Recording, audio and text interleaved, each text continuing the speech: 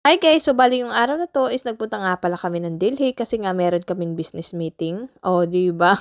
So bale ngayon pala is nandito nga kami sa capital of India, which is yung Delhi.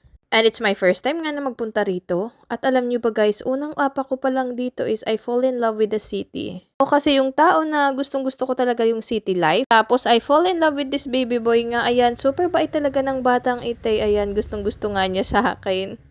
So, bale yung pupuntahan pala namin ngayon is isa sa mga cheap market dito sa Delhi. I mean, malapit lang naman to sa pinagstayan namin dahil wala na nga kaming time.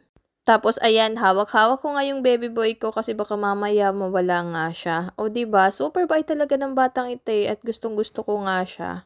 At medyo matlaki nga tong market na 'to at tapos nga is in-stop ko nga yung pag-record dito kasi baka mamaya is hablutin yung cellphone ko. Ay naku, wala na akong cellphone pag-uwi ko, iyak na 'to.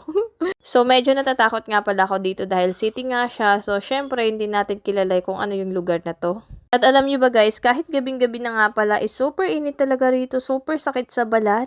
Nag-auto nga lang kami pabalik sa pag-inagastayan namin. Alam niyo ba guys, ayaw na ayaw ko talaga umuwi na ng Kerala kasi nga gustong-gusto ko yung place na 'to, which is yung sa Gorgoram.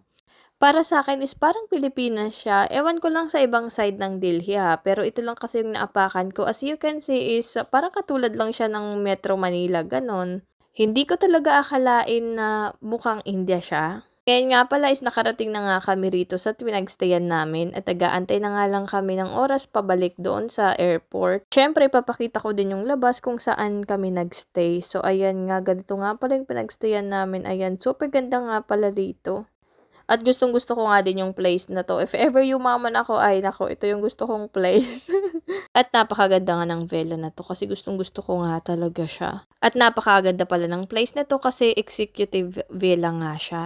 Siguro karamihan talaga na nakatira dito is mga CEO o di kaya yung mga mayayaman rito sa India. Kasi as in, pag nagpunta kayo dito is super tahimik talaga, which is yun talaga yung pinakagusto ko. Yung bang walang taong mga nagchichismisan kasi sa'min talaga is napakahirap kasi ang daming lagi nagchichismisan, napakaingay. Naman gustong-gusto ko talaga yung mga kapitbahay na mayayaman kasi tahimik lang, charot lang. So, ayan nga, finally nakarating na nga kami rito sa airport at alam nyo ba guys, napakaganda pala ng airport nila dito at tapos napaka-secured talaga.